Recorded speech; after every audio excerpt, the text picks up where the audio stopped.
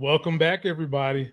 It is time for you guys to eat your vegetables and learn just what the hell is going on in politics and what's been shaping the news. On today's show, I will be joined by my esteemed, famed guest, TJ of Power is Taken, Not Given from TikTok, one of the hottest TikToks on TikTok, to discuss several crazy events that have been going on in politics. The Politics of Being Black in America, Lamont Tyson show. Ladies and gentlemen, we are kicking off right now. I'm up early for the dealers come out. Everybody is outside till the killers come out. You ain't eating, you just act full. I'm impactful. Dozen funerals in a month. I got that pull. I will give it to niggas in all rap forms. Ignatius out right now on all platforms. There he is, ladies and gentlemen. It's the big home TJ. What's going on, man? How you been? Uh-oh. Uh-oh. You see your Wi-Fi is getting a little blurry there. I don't know if you got a Wi-Fi connection or a wired one, but looks like it's buffering or something. Can you hear me, Lamont?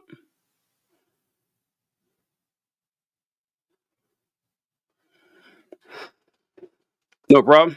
Well, folks, Oh, there we go. Yeah. Finally, Perfect. Goodness gracious. Yeah. Right, How you doing, man? How you been? I'm glad to see you here, my brother, because it's been nuts. America has been nuts the last 2 weeks, man. How about yourself? Yeah, I can't remember if we've discussed it on the show before, but things seem to get progressively worse, it seems. I don't know, every week. And I think this has gone back to, I feel like before Trump's election, maybe slightly before, but back in the day, like the early 2000s, even the early 2010s, we all kind of assumed everything was on an upward trajectory. Things would just get better and better, and we've regressed. And every time I watch the news, I do see why people check out of politics. First, because most people aren't terribly well versed in it. It's kind of boring. It's confusing. But man, if you're a regular, normal person, just watch the news like, wow, the world is just falling apart. It's hard to stay motivated at times. So I get it. Yeah. I agree. And I think that what you're saying holds true even more for those who don't understand politics, civics, and how the government works. I think for a lot of the people that sat on their hands that didn't show up to the election, this is just making them like, I don't want to touch politics. But my brother, that's what the administration wants. Yes. That's what they want.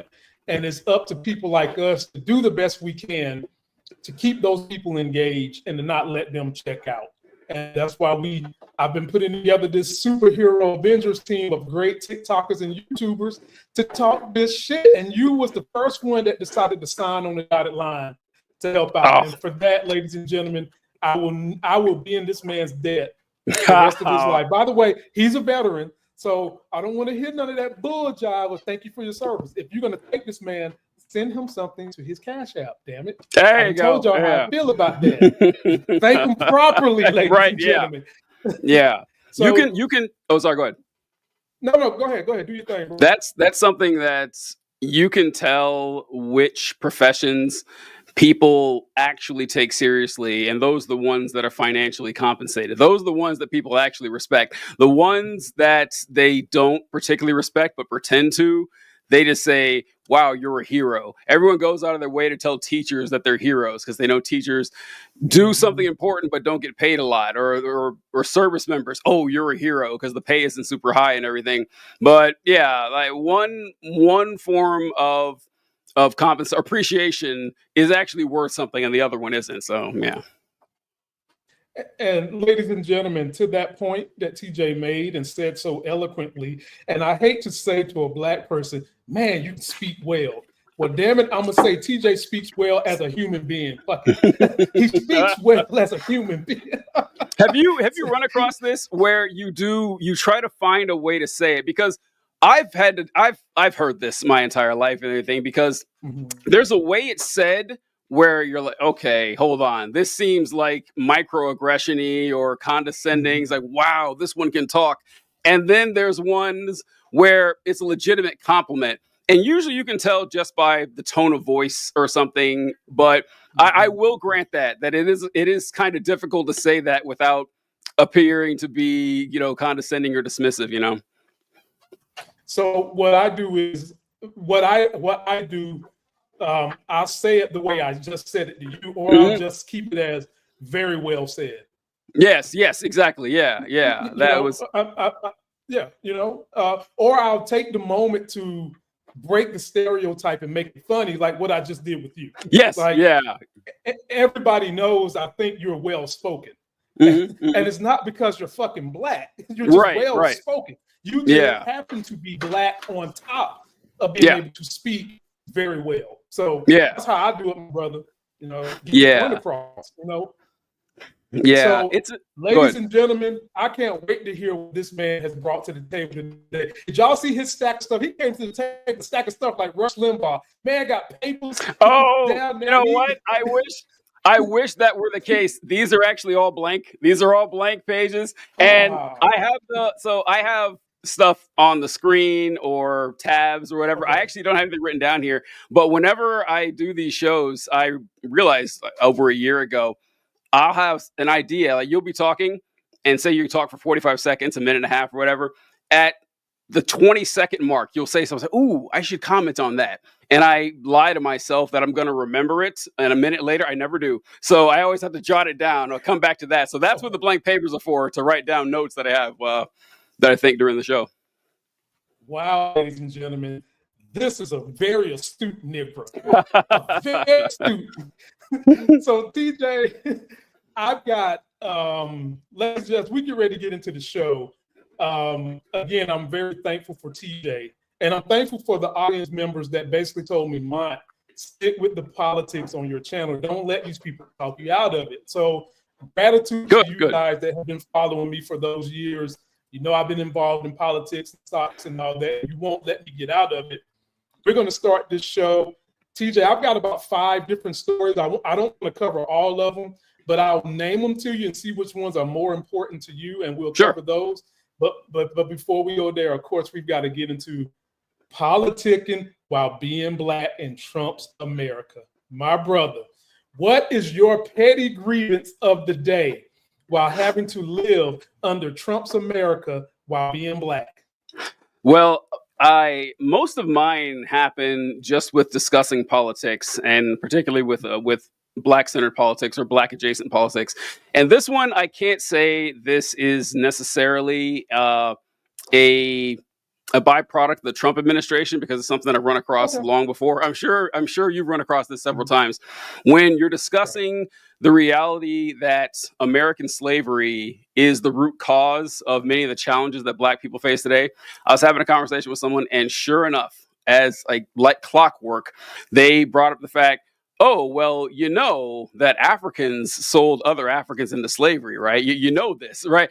And whenever I hear that, I always wonder, what do they expect our response to be when they say that? I mean, are they legitimately thinking that we're going to say, oh, wow, I didn't know that. I guess slavery is not so bad after all. Like, what's the point that you think you're trying to make here? I never really, honestly, I have no clue what they expect to be said. And of course, my response is always like, yes, African warlords did practice slavery. That's not news to me. But I'm not living under their government, am I? I'm not. I'm sorry. You want me to complain to them? And there's no West African nation anywhere in existence that is politically descended from those warlords, right? My complaint is with the United States government, how it treated black people for hundreds of years, and how they're still benefiting from the slavery and punish the people who actually did all the work.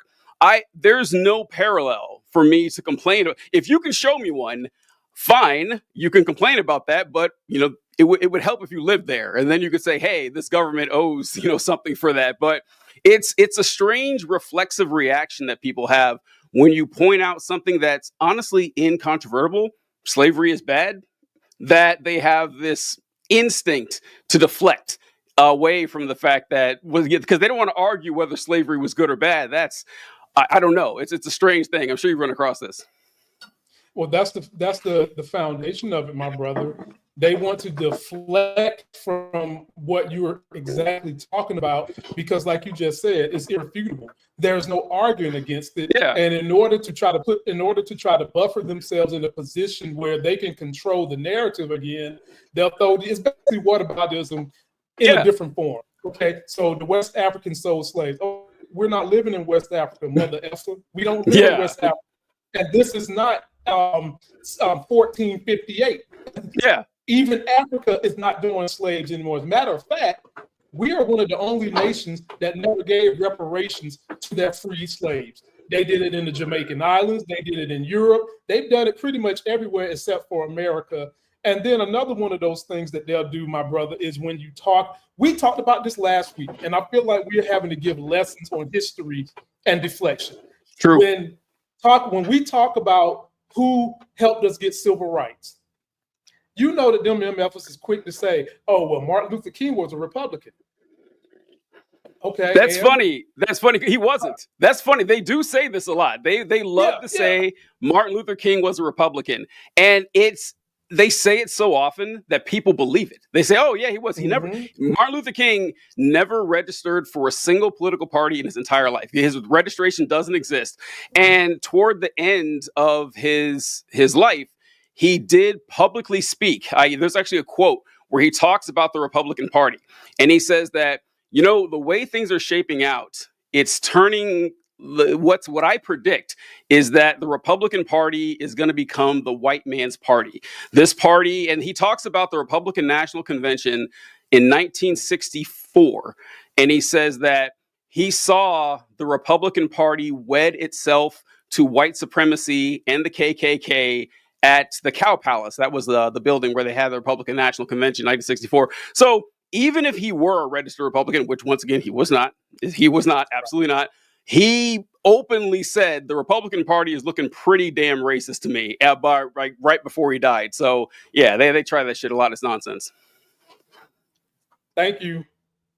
It's pure nonsense. Like I said, me and TJ, with us, you're going to get history lessons. You're going to get for why, and you're going to get a healthy dose of why what we say in truth doesn't just benefit us, it benefits the blanket swath of most Americans in this country. Because even though we're talking about things that stem from marginalized groups, the overall policies we're looking for actually help even the very stupid people that vote against their own goods. That's what we're trying to help everybody.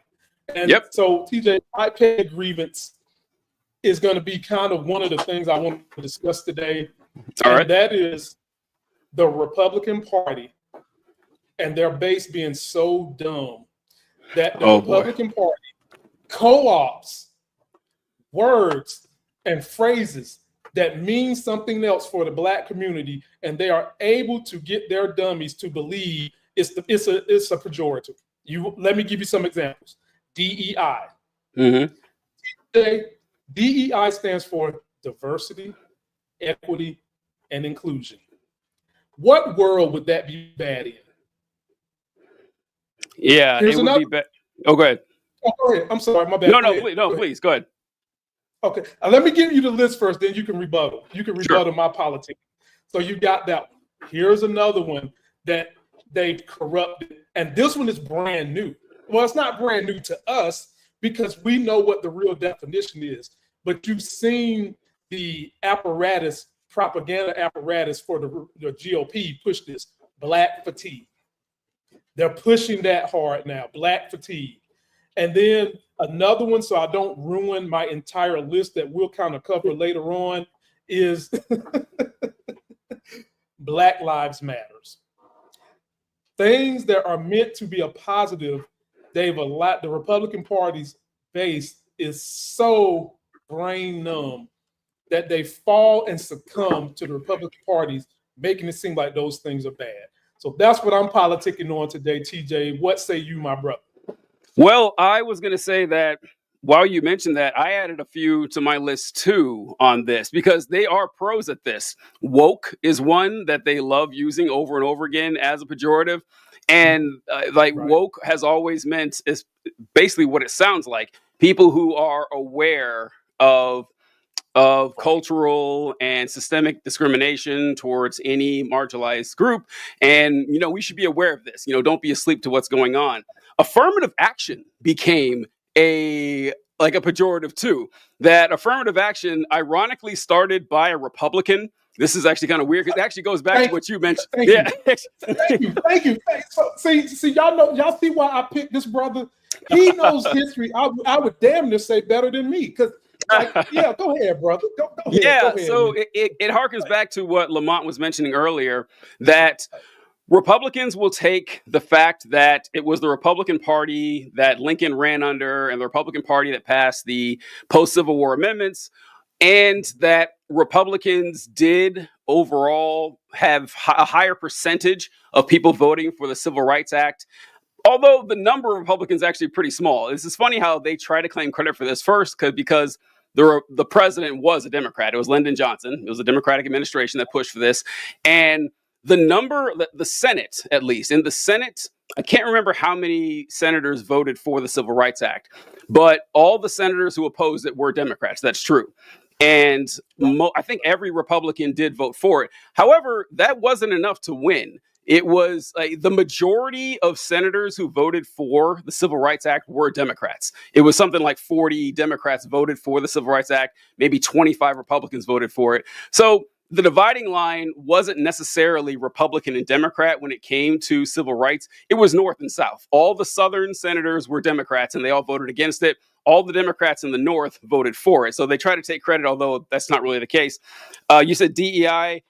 Political correctness was one. Political correctness was just a common phrase for this, and then it became pejorative. CRT was one they used a few years ago. That became a rallying cry for anger and hatred. And outside of race specifically, Me Too. Me Too has become a pejorative. And even the word liberal. Rush Limbaugh essentially made the word liberal a bad word. That I remember during whose ministry? I think it was Bush's second administration. Someone would accuse me and say, "Oh, well, you're just being a liberal." And I say, "Well, yeah. Oh, look, you admitted it. You admitted it. You're a liberal." It was so ingrained to people that liberal was a bad word that they just kind of rolled with it. But the conservative movement. Well, we need you guys to understand more than anything that the conservative movement, certainly dating back to the Civil Rights era, you can honestly dating back to the Civil War, but in modern times, the Civil Rights era, it is a fundamentally anti-Black movement. There are other issues that conservatives have, like being anti-Black is not the only one, but it is fundamental to the movement. It's probably the most important one. And a lot of conservatives don't even realize it because they don't think about this shit a lot. But that's what the movement's based on. It's based on being as antagonistic towards Black people as possible. And to validate this, think about issues that are very important to the Black community. Going back 60 years, where you'd have a lot of support from the Black community, like 70, 80% support. How often do conservatives join hand in hand with Black people for that? Almost never. Almost never happens. And so I think it's really important to keep that in mind when you're talking about this. Absolutely. Well said, my brother.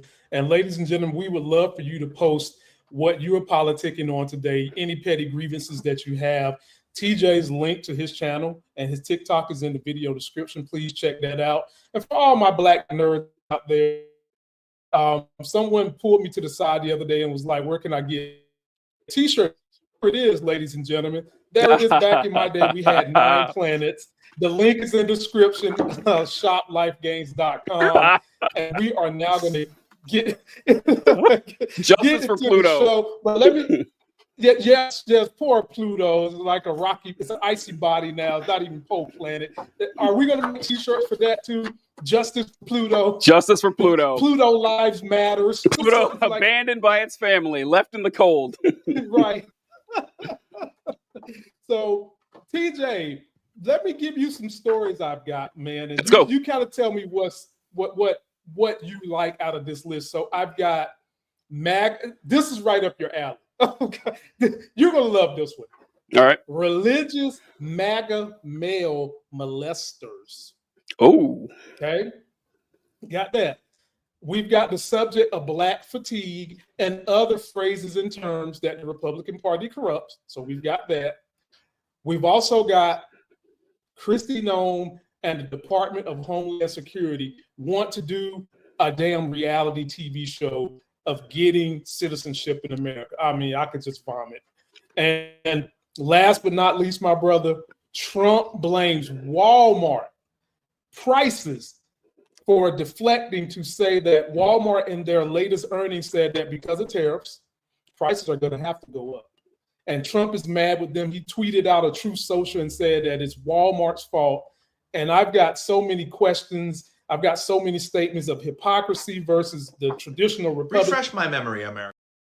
That you're mad with Trump because he wants socialism when it comes to, he wants Walmart to pay for the damn tariffs so that you don't have to. But when Democrats have always said we need more of that to leverage this runaway wealth inequality, y'all told us we was bad.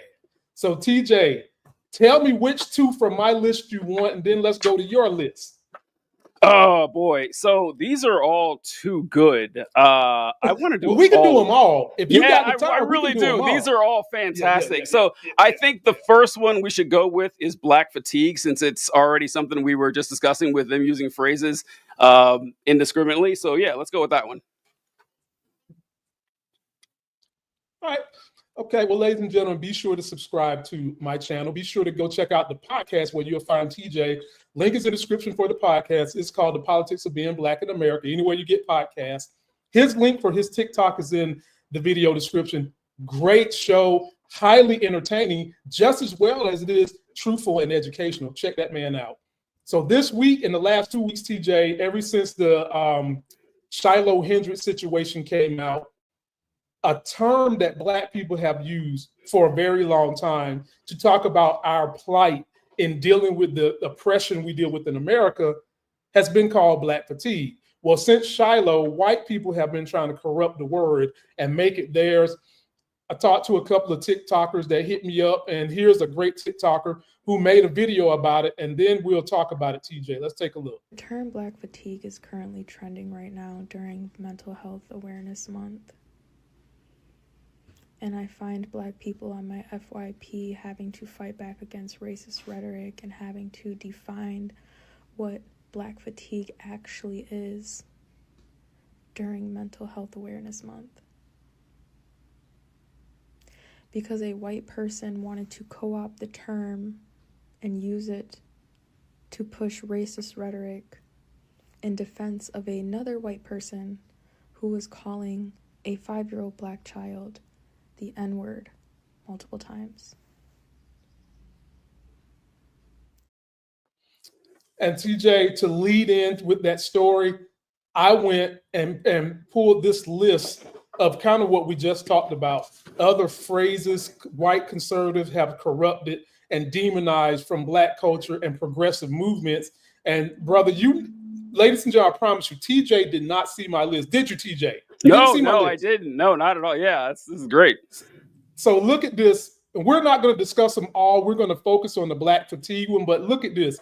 DEI, Black fatigue, woke, CRT, restorative justice, safe space, affirmative action, systemic racism, cultural appropriations, code switching, microaggressions, reparations, and Black Lives Matters. For those of you that are watching this channel, that you know good and damn well you're wrong, here's the list. And for those that sat on your hands, you might want to screenshot this so that you can fully understand what the real definition of these things are. And here's what they're talking about with Black fatigue. Black fatigue is a phrase meant to describe the mental and emotional toll of racism, co-opted to suggest white people are tired of hearing about race. TJ, you get first dibs at this one. When you hear the way white people have started trying to corrupt the word, what has it invoked in you in terms of thought and the way you approach your conversations and debates when it comes to policy? Well, my first thought when running across this was how people mention the fact that slavery was America's original sin. People like to refer to it a lot of times, and how, like, reading the formation of the United States as a a singular entity as a country back in the late 1700s, slavery was the primary issue that they fought over. That the Constitution is essentially a series of backslaps and handshakes and tenuous agreements trying to get the southern states to come on board because they refused to give up on the issue of slavery. The founders knew that slavery was a contradiction. That what's interesting, if you read the Constitution, you will never find the word slave or the word slavery. It's not there in the original Constitution, not there at all. What they will do is they refer to, like, the 3/5 compromise. I think we went over that last episode, the episode before, that they will say free persons are described as such and such, but for individuals who are something other than free, they will be counted as 3/5 for representation, because they knew that the entire document about all men being created equal and the rights and stuff doesn't make sense if you have the word slavery in there. They were embarrassed by it. And the Europeans called them out. There was a quote, I think it was Alexis de Tocqueville, mentioning that he found it ironic that the people who cried about freedom the most the loudest cries about freedom come from the drivers of Negroes, is what he said. They said, yeah, okay, what are you guys talking about here? And ever since then, white Americans have refused to have an honest conversation about slavery or about race, actually, about race. And what all this points to me, with the deflection from the terms or the flipping things over or constantly saying, oh, I'm worried about what I say, Black people have had it way too good for way too long, is the concept of race, for those of you wondering, is a new concept in human history. The concept of race as we know it only goes back a couple of hundred years, like about 400 years or so. And really, in the United States and in Western culture in general, there are multiple races, but there's really only two. There's Black and there's white. And I don't mean that in a way to dismiss other races. What I'm saying is that for white to exist, Black has to exist. And there's always a pathway to whiteness for other races. There always is. There was a time when certain Europeans weren't considered white. Native Americans, they tried to put them into certain schools to make them more white adjacent. Other races will Hispanic. A lot of Hispanic people are actually white. Middle Eastern. A lot of folks will always be granted some sort of pathway to whiteness. To, okay, we're acceptable enough. That will never happen for us. They will never happen. And that is something that is what drives this forward, is that they know they need to keep this racial dichotomy. White needs to exist and Black needs to exist, but Black can never come to prominence at the level of white. Like that social superiority is very important to them. And it plays out in a lot of ways like this, where, hey, why don't I just complain about them and try to put them down as much as I can? Well said. I want to shout out the brothers and sisters in the white community that help us, that understand what we're going through, that support this, that are not uneducated and fall for the banana in the tailpipe every time these type of subjects come up. When I heard these different echo chambers for the right co-opting this word, I just thought more of the same, because I used to listen to talk radio, like I said, back in the Rush Limbaugh days. Yep. And as you said, they were co-opting words back then. And when I first got into politics, my jaw dropped to the floor, because, TJ, I could not believe that people were so uneducated that they fell for this. That, like, you'll hear me refer to the people that fall for this more than you'll hear me refer to the people that push the propaganda. Because you're never going to make someone who's profiting off of doing wrong change their behavior until the people who they are pushing it on changes their behavior and forgets about them. So you're going to always hear me attack the MAGA and the voters that do wrong because they're not educated enough. And for me, I just thought it was just more of the same. These people are so susceptible to anything that they say that they don't have the intellectual curiosity to just look shit up. And the ones, and I think sometimes, TJ, they don't want to look it up because they're too afraid that their bias is going to be wrong. So they don't want to look it up. They want to leave it at the feet of whoever their favorite right-wing pundit is and just run with it and not know how stupid they look and not realize that their day is coming, TJ. I know they don't want to hear it, and me and you will be alive to see it, but the day is coming when they're not going to be the majority. And the closer we get to that day, we're just seeing an amping up of this type of bull jive. But when you come here, ladies and gentlemen, you get the real definition of what's going on. And we hope to those that sat on their hands that you've seen just how vile and vicious this stuff can get, and that you will take advantage of getting the thought process together to get out here and vote so that we don't have to deal with this as much as we're dealing with it now.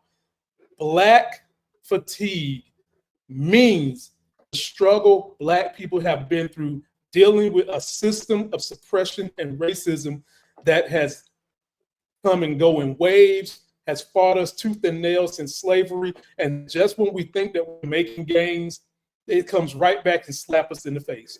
That's what it was. It's true. It's true.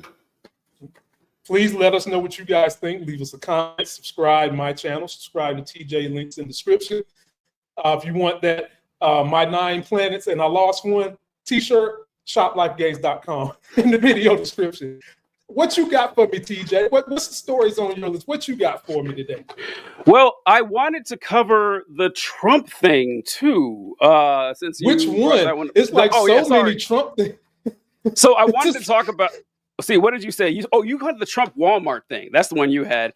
I wanted to discuss Donald Trump and his Air Force One situation. Did you see that? Lord have mercy. Yes, man. Lord. Set the narrative for me, my brother. Throw me the look. Let me be Shaq today and you be Kobe. Throw me the All right. So for those of you wondering what we're discussing here, Donald Trump has been talking with the Qatari government. Qatar is a Gulf nation and a very wealthy one, a small Gulf nation, very wealthy one. One that no one is quite sure how to pronounce, by the way. I find that kind of funny that people say Qatar, they say Qatar, they say Qatar. And I actually saw something last week about this, that I don't think there actually is a correct way to say it in English. Like, it doesn't translate over very well. There's not easily enough people to say. Well, anyway, Trump has been touring a lot of Gulf states, and he spoke with Qatar, who has offered him a $400 million plane to replace Air Force One. And what Trump says, this is actually something that he talked about during his first term.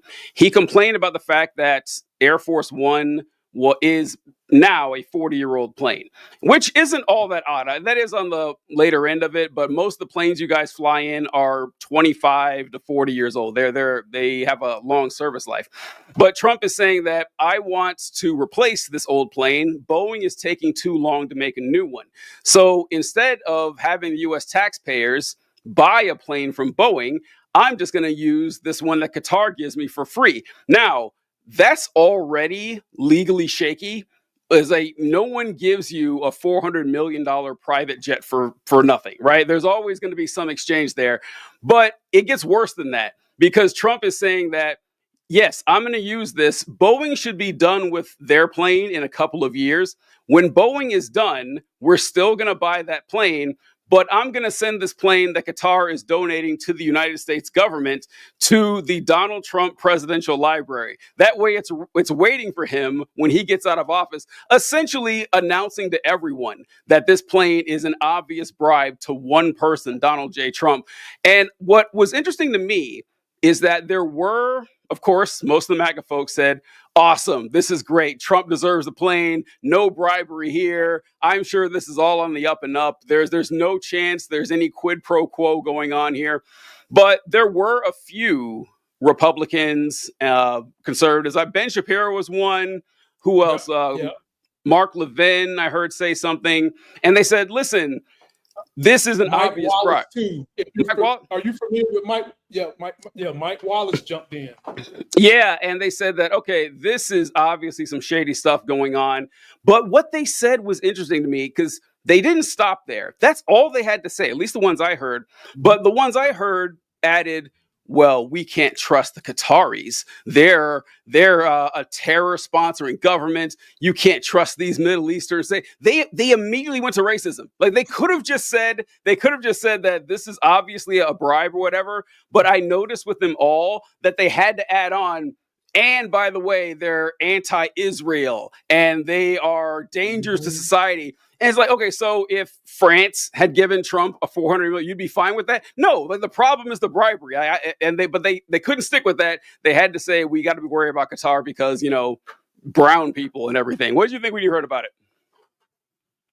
it? On top of everything you said about, so when I first heard about it, I hadn't had the opportunity to hear the Republicans come out with it. We even had a couple of Republican senators that thumbed it down and was upset about it.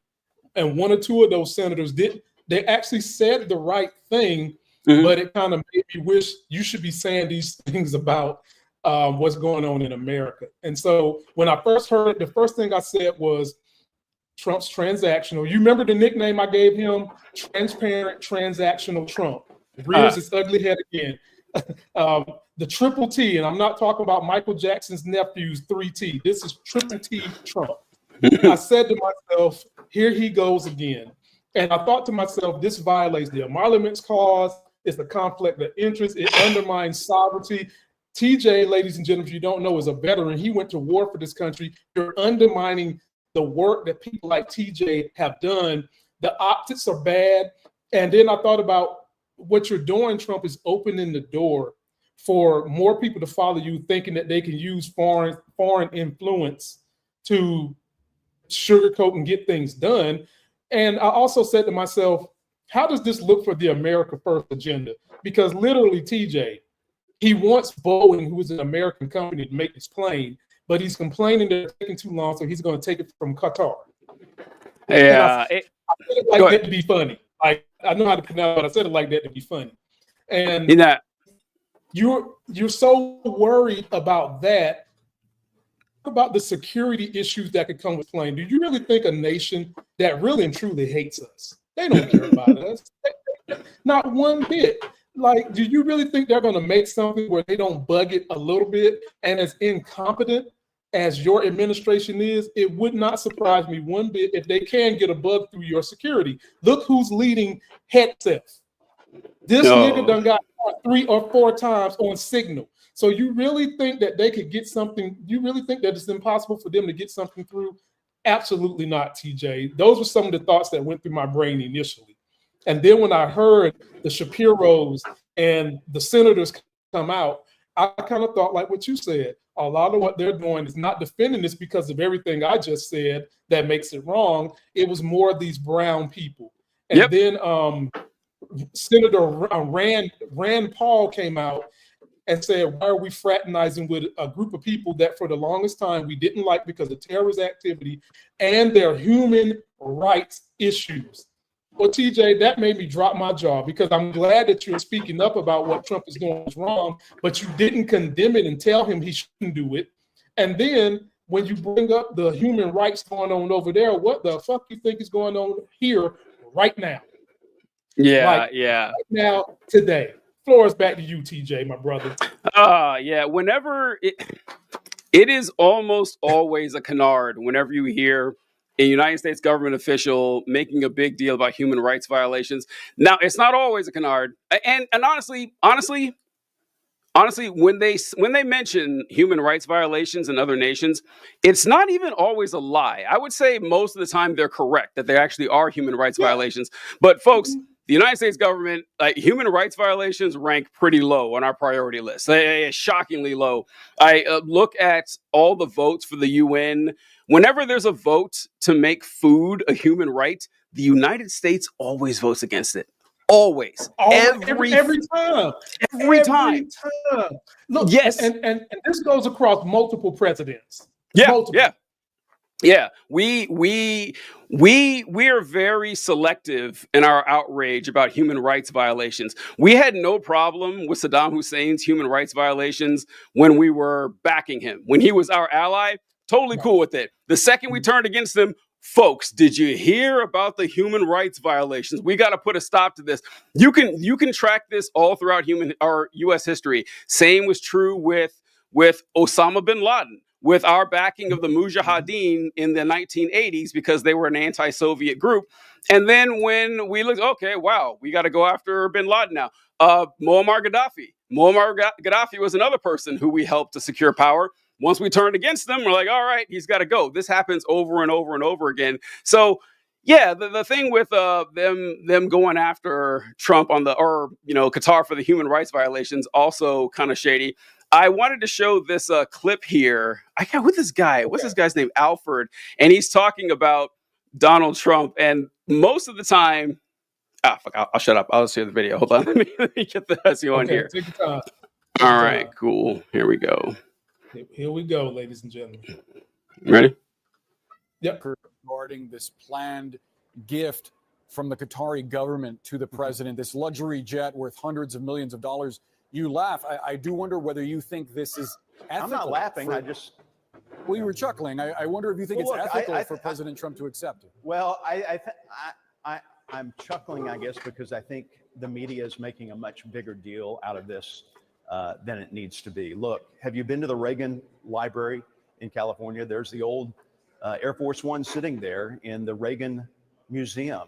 That's what's going to happen to this gift, not to President Trump, but the Department of Defense.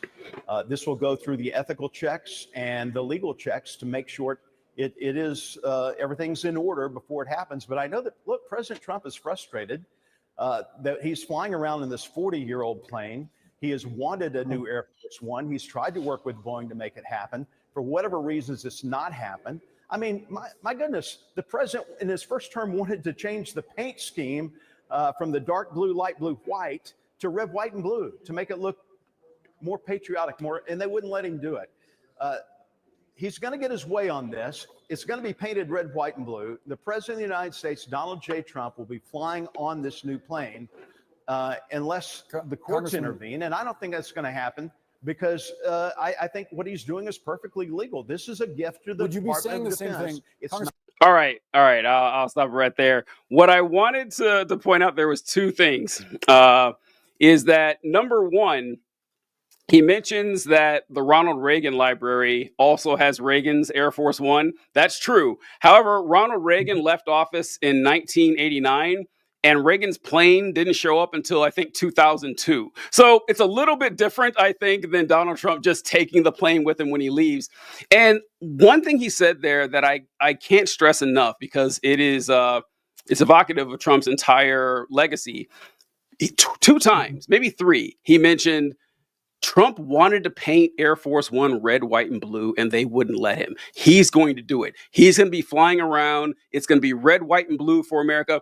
It's all showing. It's all show, no tell, style, no substance, which is honestly how Trump got into power and why his folks like him, because he puts on the accoutrement and the affectation of, I'm an American. Look, I say, God bless America. I paint the plane red, white, and blue. It's like a cartoon version character of what the United States president should be. And there's no importance, no substance to it. And I want to add one thing real quick before I toss it back to you, Lamont, is that there's a comment over here from Mio Martinez saying, let's slow this down. I've seen TJ's veteran work. Man was one Snickers away from being the next Chelsea Manning. Martinez is a friend of mine from the Army when I was in. And back in the day, we would tease each other about trying to sneak food all the time. So thank you for watching, Martinez. I appreciate it. Appreciate you, Martinez, and everybody that's in here on a Saturday to really focus in on politics. We're very, very grateful to have you.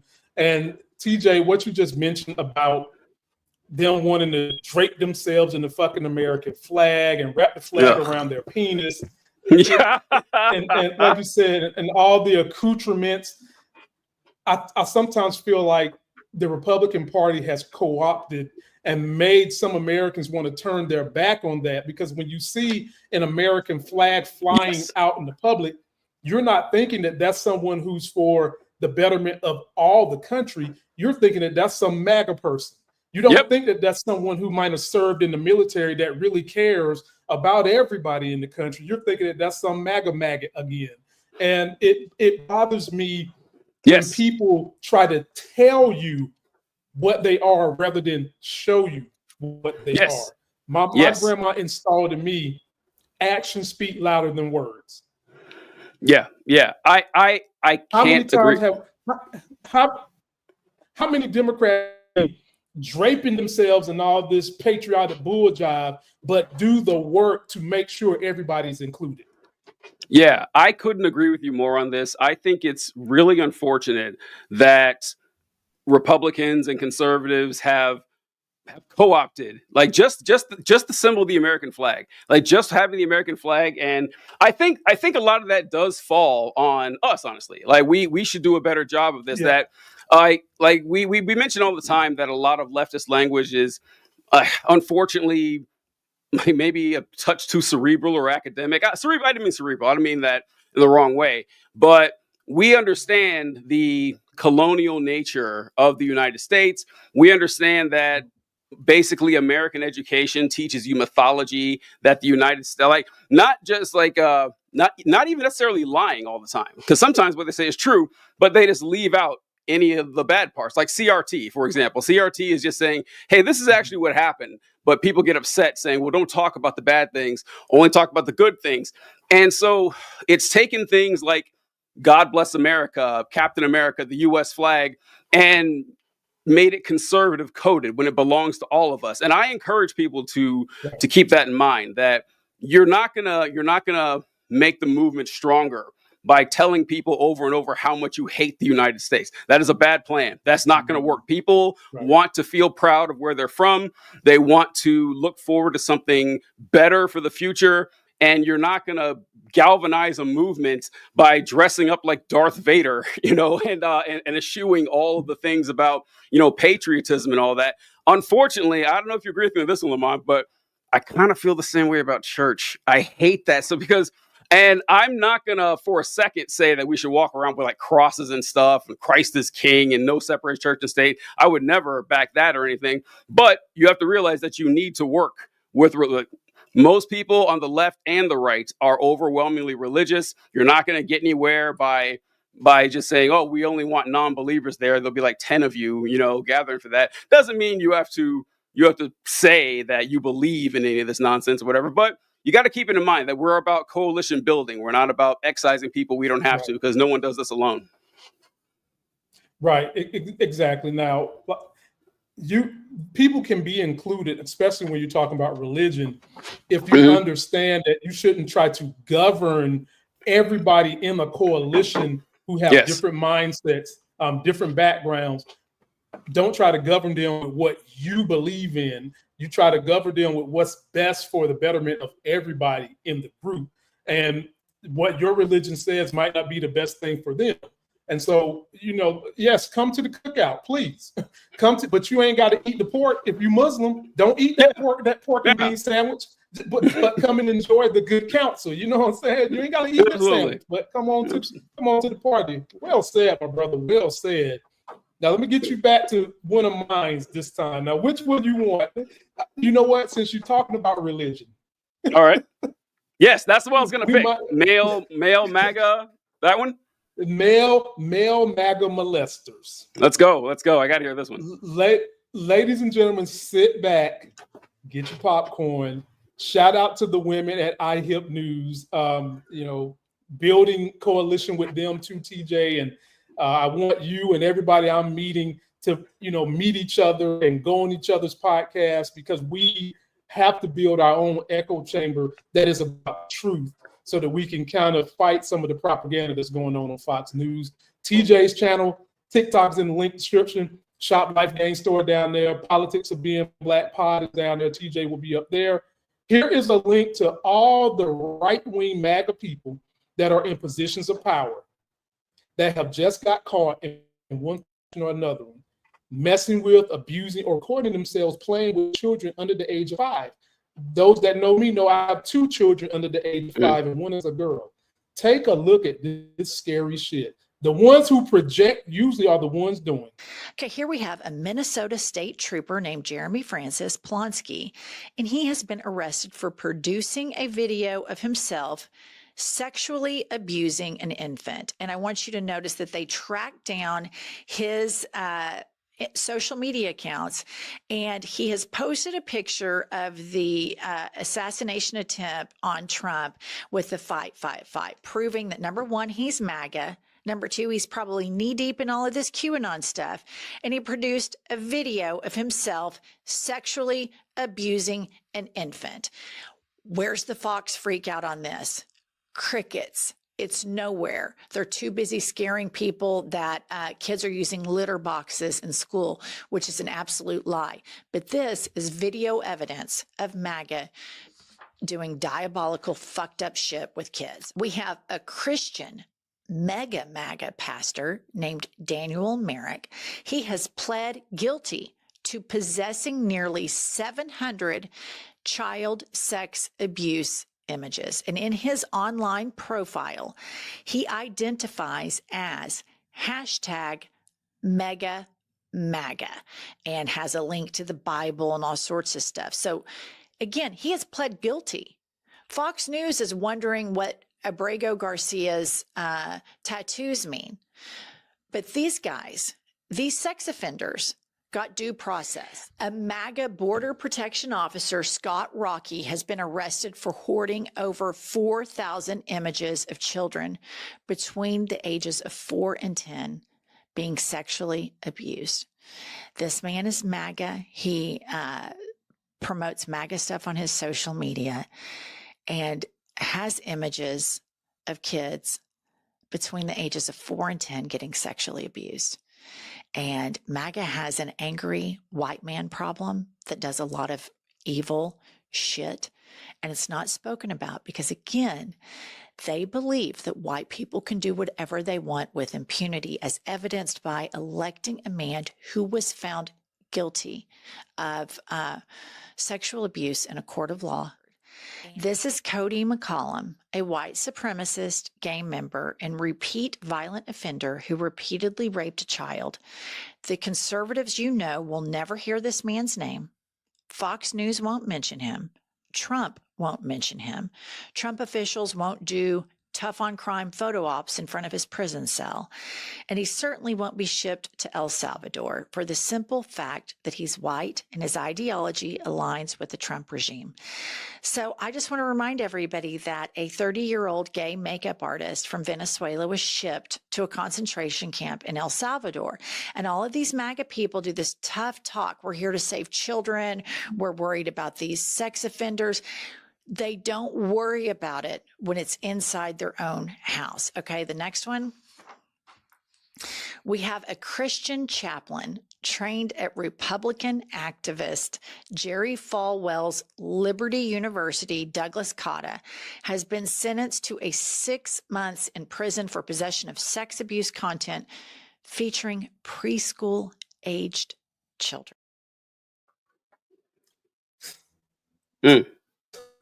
Bruh, let me pose the question to you in this manner, because some of that stuff is it's so horrible. It's for me, it's kind of like, why have the narrative in society been pushed that the worst criminals in America are Black people? But yet when we talk about the things that create criminals, usually a lack of education and being in poverty, they always want to quickly run and say that's not the problem or that's not an issue. And we shouldn't use that as the crutch for problems. But when we see shit like this, like diabolical shit like this from these white guys, it gets buried. And then when they do get quote unquote justice, TJ, it's 6 months. That last guy is getting 6 months. Yeah. And I said this to you the last time we talked. What bugs me is how white collar crime can destroy a family more than someone just shooting you in the face, because that can just harm that one person. Bernie Madoff destroyed families and generations of families with the money he stole during his white collar crime shit.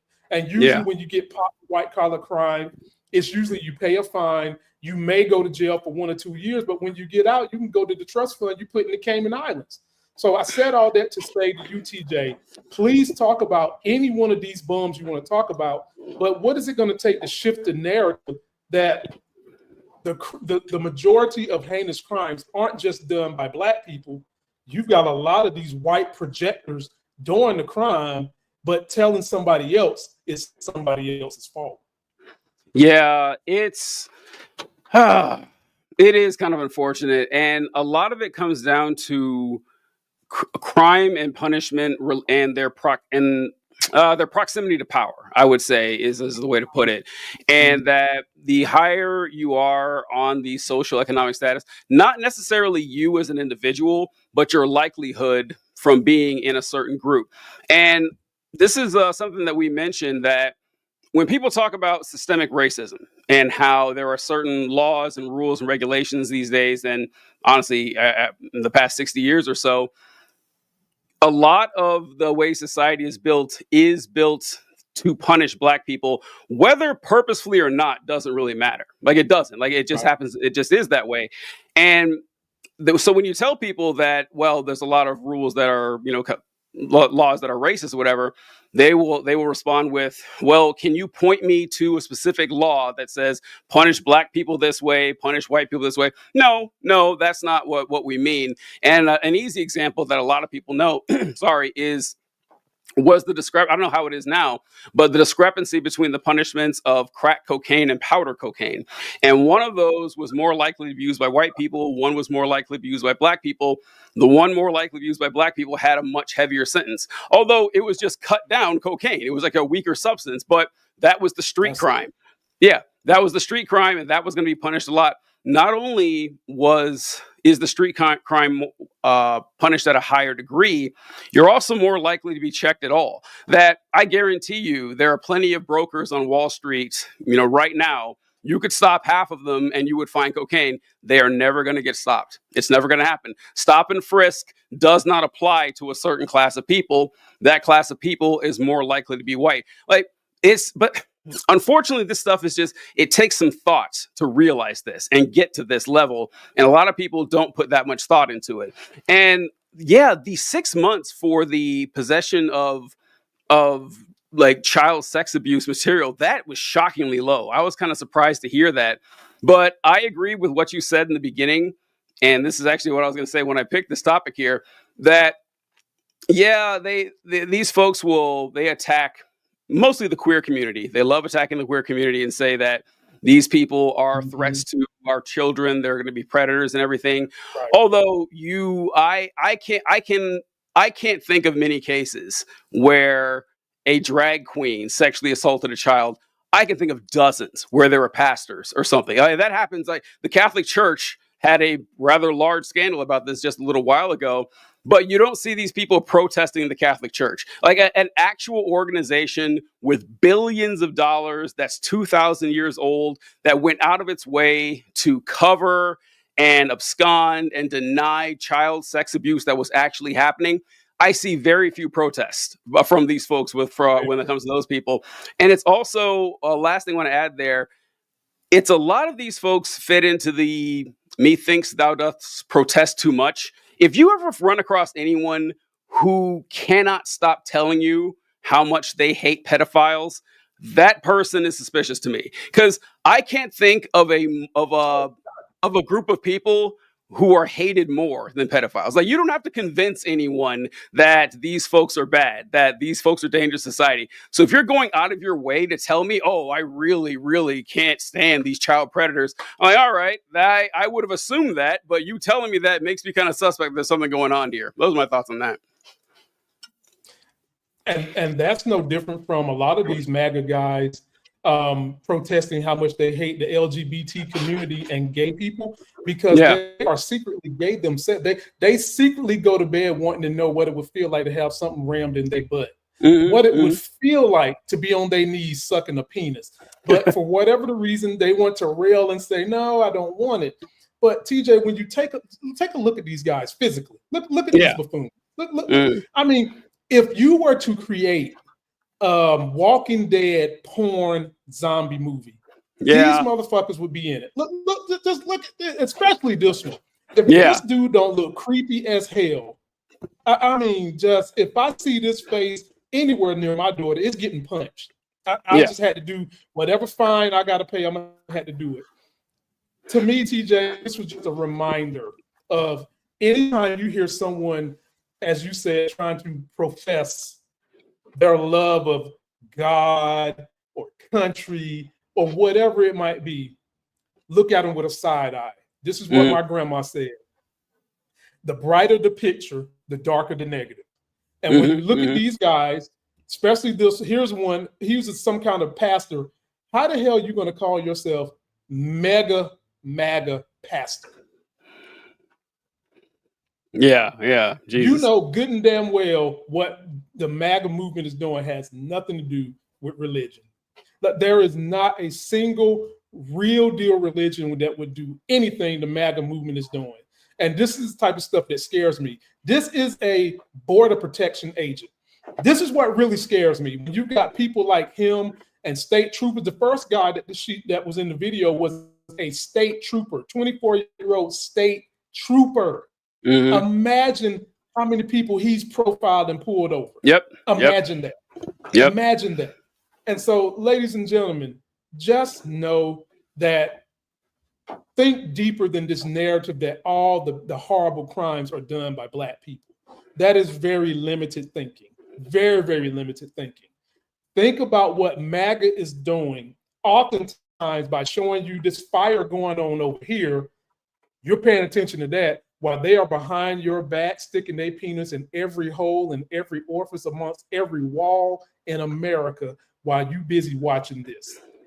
Crime goes to anybody. And oftentimes I would dare say that they do it more than us because of what TJ said. Their proximity to power allows them to, when they break a crime, usually get away with it. And then when they are convicted, their punishment is not as harsh as it is for those people who are not that close to power or have the money. And when TJ mentioned about the crack cocaine epidemic, that was a Ronald Reagan thing. The war on crack, which he said, the war on New York Black people. Because as TJ said, cocaine has been the drug of white people, especially stockbrokers and folks like that forever, and still is to this day, to be honest with you.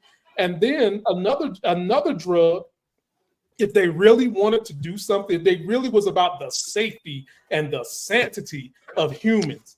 You could go to any gym right now, roll up on any gym and see a dude who's 3 times my size, and I'm pretty big, and figure out who's pushing them their drugs.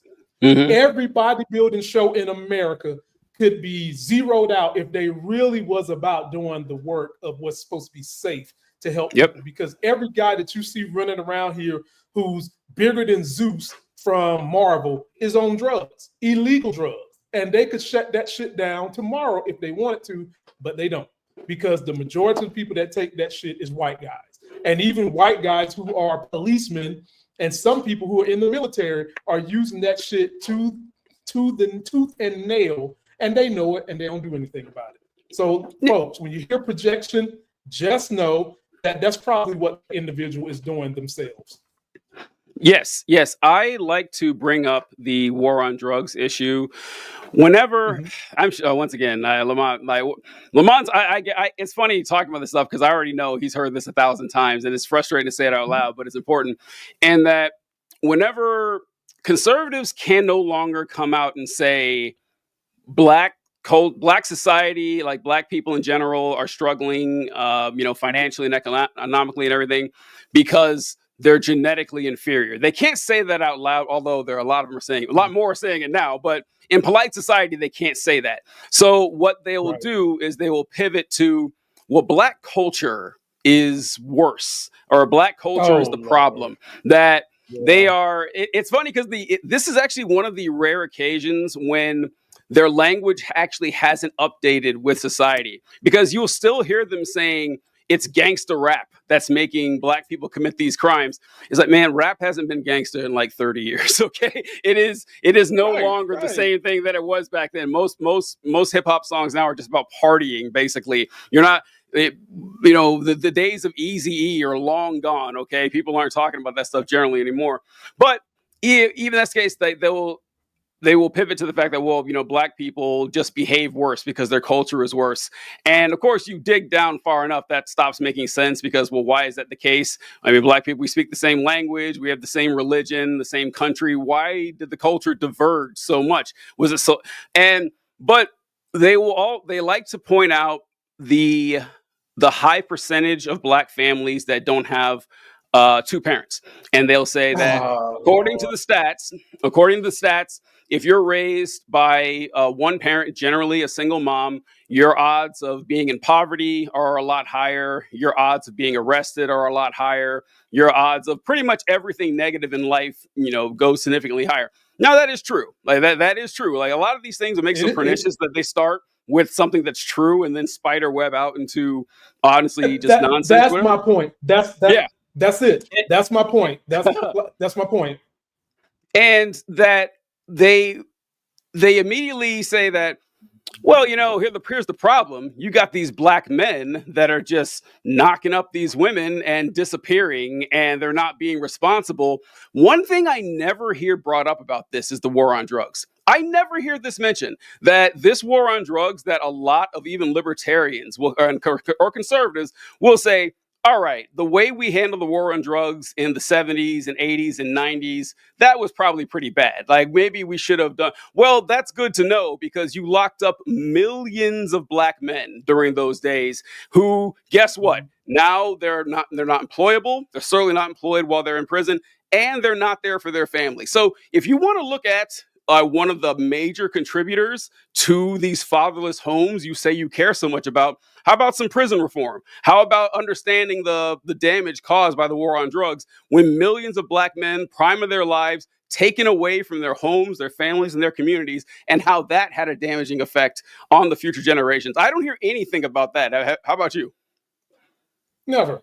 Never, because that would mean you're actually thinking about a solution to the problem that works, and they're not thinking about a solution to the problem. They're thinking about how they can continue to stoke the problem for their own prosperity and professional power. That's what they're thinking, and that's the problem here. And not only that, but then you're also getting into this other area where, even though most of what you said pertains to the black family, there's a shred of that in there that's a little religious, TJ. There's a little religious about this head of the household, the man missing, that they want white women to hear and scare them into thinking, you better not lose that white guy that's the head of your household, because then you'll be looking like these poor black women who can't get their children done and raised properly.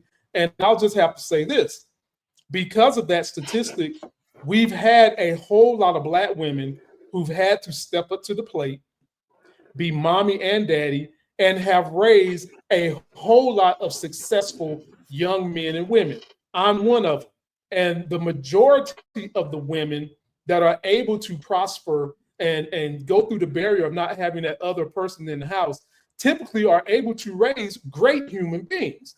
But we put on Front Street the worst of the numbers, and white people use that to, like I said, embolden and buffer their points of, see what happens when there's no dad in the house, these damn heathens, that woman can't take care of them. And also to scare the white women into thinking that you need to give up any thought of thinking you can be a head of a household to the man. And like I said, TJ, that goes back to a little bit of indoctrination from religion. Yeah.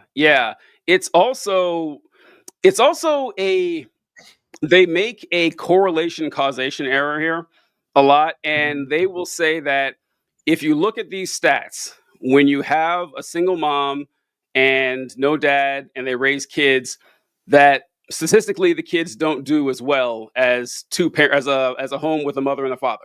And they say, so the problem is single women raising kids. They can't do it. That's not actually true. Like it's not. That if you actually look at it and cut out variables and everything, it's money. That's what it comes down to. That if you have a single mom who is a millionaire, those kids will be fine, folks. Those kids are going to be fine. Guarantee you. Like, it will not matter at all that there's no dad in the household if that single mom has $1 million, which now, granted, most single moms won't have that. But that shows you it's not actually the single mom that's the problem. It's the access to to funds to feed and clothe and shelter the kids, get them involved in the community, being raised in a community that has activities for the kids, being able to for childcare, all the stuff that money can buy. Money can buy you pretty much this, all the success that you need, but they divert it away and say, women are bad. They're irresponsible. That's the problem here. That's what we got to worry about, specifically Black women. And I point this out too, that when is the last time you have ever heard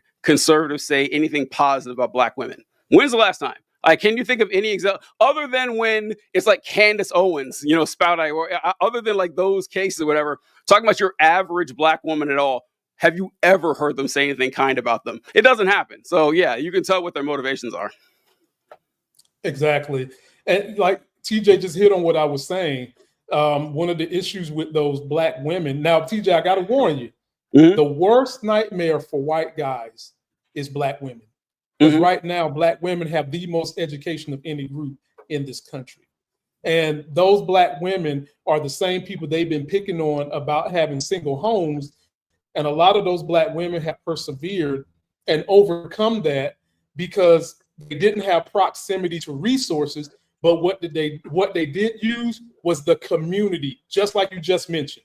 They might not have had the resources, but they had a community that included people that might not even be in family to help raise successful humans. I'm proud of it.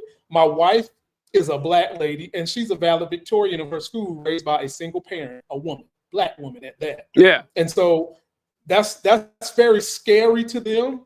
And the more they grow, the more you're going to see them fight it. They do not like Black women. And some of that, TJ, is because they want to fuck them. I'm just keeping it 100 with you. I'm just keeping it 100. Like, they try to act like they don't like them, but they don't like them because they don't kowtow the way they feel like some blonde women do. They don't just sit there and shut up. They give them pushback in their conversations. And a lot of these white dudes secretly have fetishes for Black women. And it becomes together as one bad alphabet soup for them when it comes to Black women. So that has been what I've noticed about it. So you guys let us know what you guys think. Post your comments. His link is in description. Mine is in description. If you still want to get my T-shirt, all you gotta do is go to Shop Life Games, which we're doing justice for Pluto. Okay, just for Pluto in this T-shirt. I love it. I love it. God. So that TJ, go ahead. I'm sorry. My bad. Go ahead, bro. My bad. Oh no, it was a tangent on Pluto.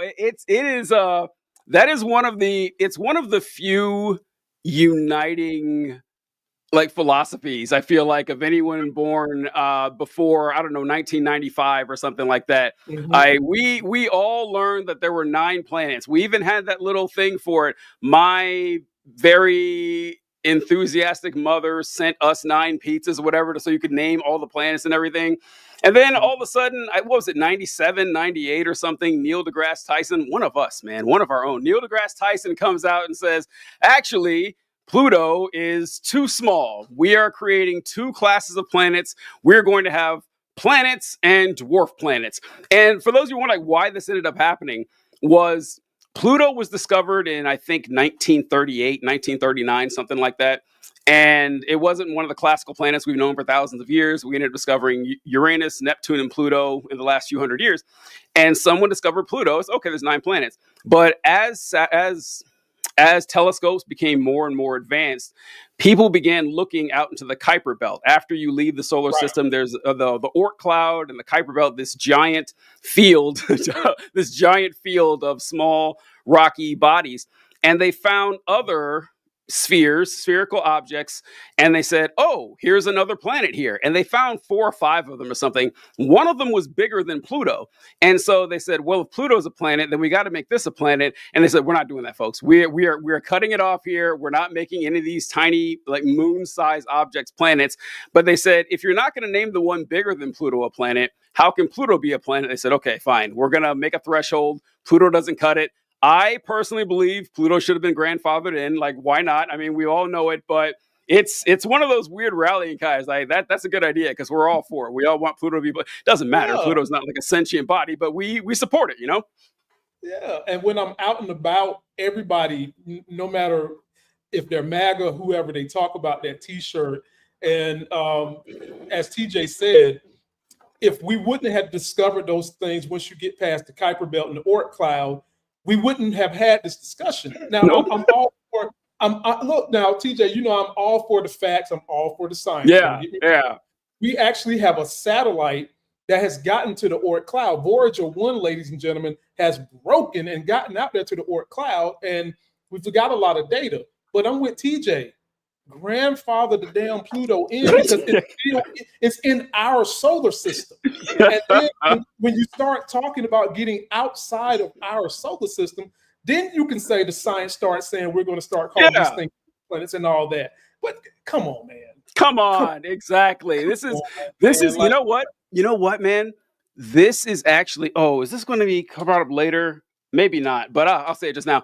But we're talking about the performative nature of Donald Trump and how his whole life and his entire presidency, he's been coasting on his knack for tapping into the pageantry and stagecraft associated with being a public figure. This seems like a good Trump crusade, where Trump would start saying, we need to make Pluto a planet again. And it would work. I mean, it would work. Like, if he would do it, and who would be standing against him? You'd have some fucking nerd saying, well, actually, the circumference is... No, most Americans would be all for that, and it would ingratiate themselves. Trump would ingratiate themselves more, something that I really hate. In fact, I'll save this. Let's go to the Trump Walmart one, actually, if you want, because this actually plays into something with that there. This plays into it very well.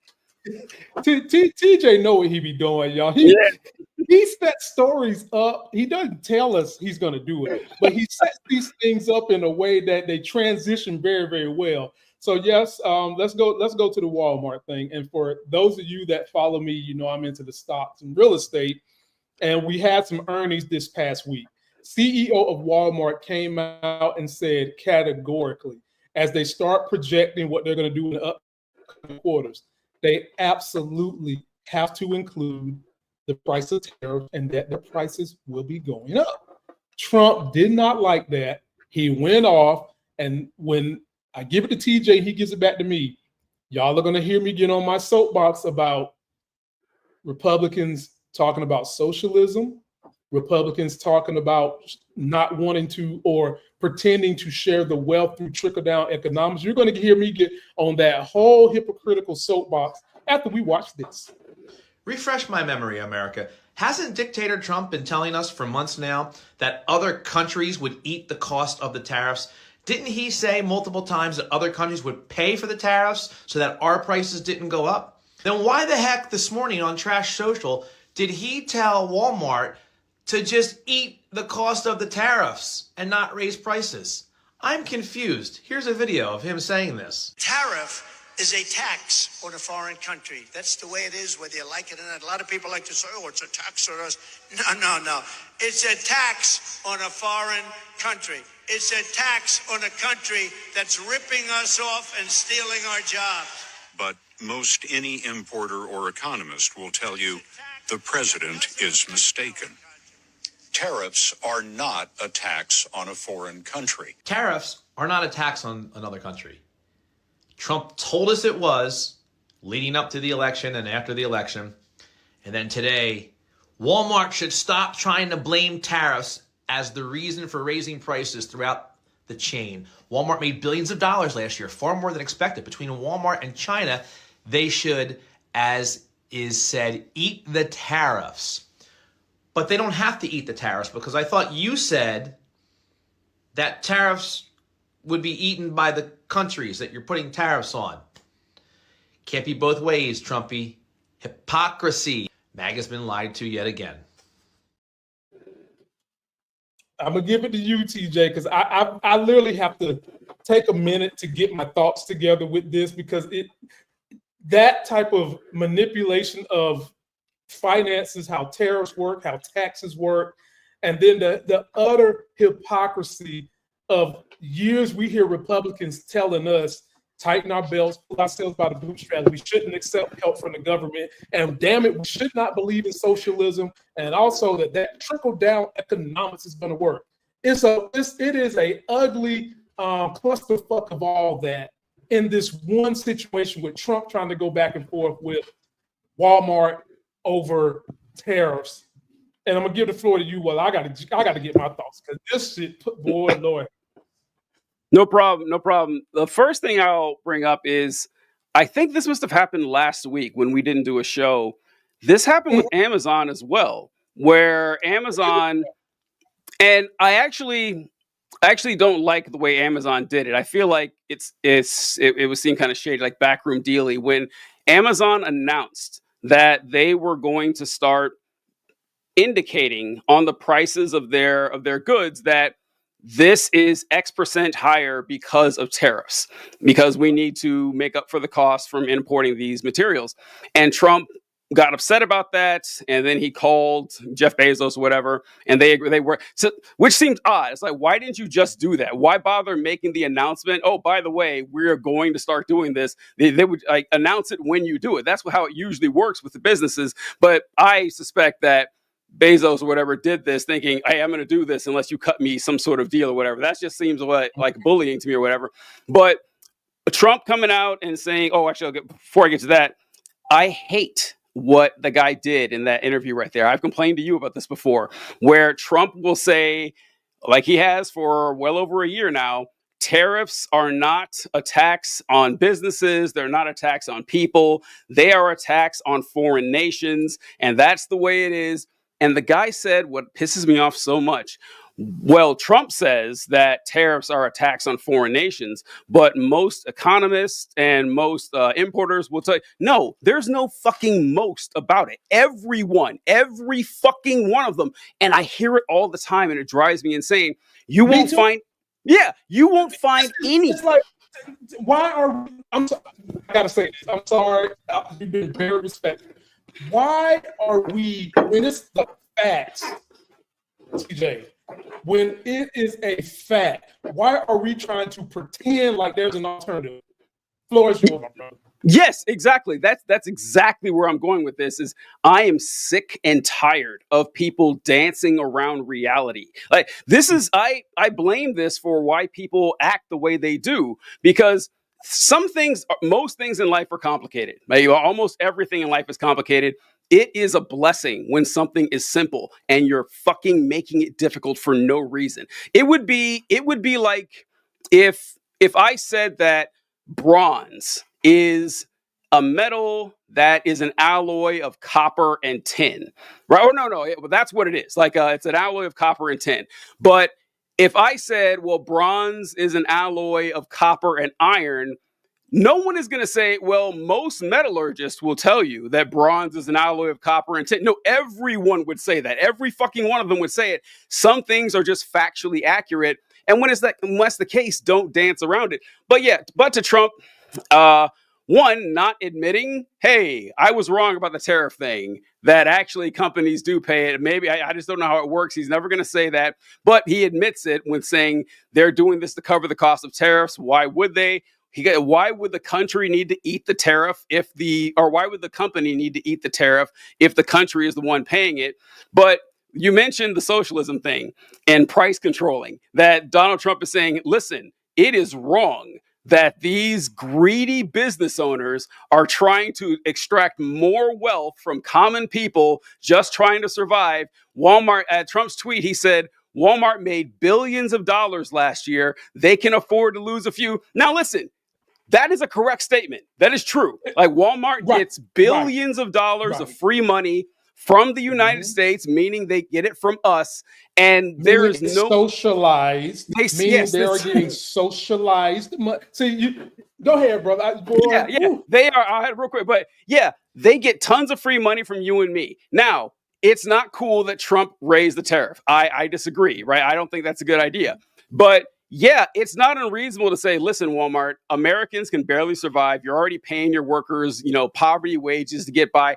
How about you do the right thing? Be patriotic and make a few less dollars. You're going to be fine. Your owners and your shareholders are still going to make millions upon millions of dollars. Take this cut and do the patriotic thing. Support the American people. Trump says it, I guarantee all the MAGA folks will be like, yep, that's right. Walmart is greedy. Now, we've been saying this shit for years. And this actually why I brought this up. It ties into the Pluto thing. I firmly believe with my entire being the only way we can ever get anything good in this country is if Donald Trump supports it. That's the only way. It seems to be the only way good things are going to happen, because if Trump could say anything. What he just said there goes against all of conservative orthodoxy. It goes against everything they've been preaching my entire life, but they are all going to fall in line because Trump said it. And that's where I was going with that. Yeah. Well, TJ cleaned it up for me, so I don't have to spill my guts. It's as simple as that. It's hypocrisy, and Trump ultimately could be a good president, because not when he does right, Democrats will highlight that he done right, even though it's going to hurt to say it. We will highlight it, because doing right means he does something that's good for the majority of the people and not a 10% special interest group. And in this situation, he's basically telling you that he didn't say what I'm about to say in terms of the income inequality and the gap, but that's what he's getting at. He wants Walmart and other companies to eat the price of the tariff.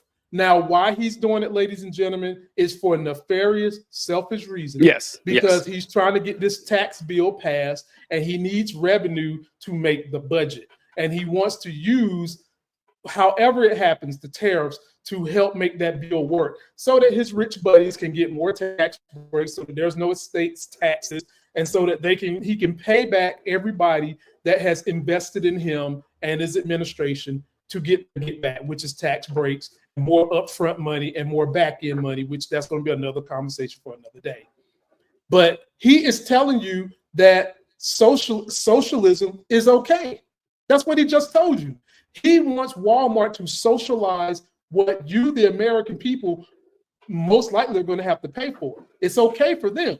But when you, the American people, say we want some of our tax dollars to come back to us, we want some of our tax dollars to be to the benefit of the greater majority of America in terms of Medicaid, in terms of time off from work, in terms of health care, in terms of taking care of clean air and all that. Republicans get wishy-washy and say you're wrong for that. But the leader of those Republicans right now is telling you it's okay to have socialism if it's for the right people.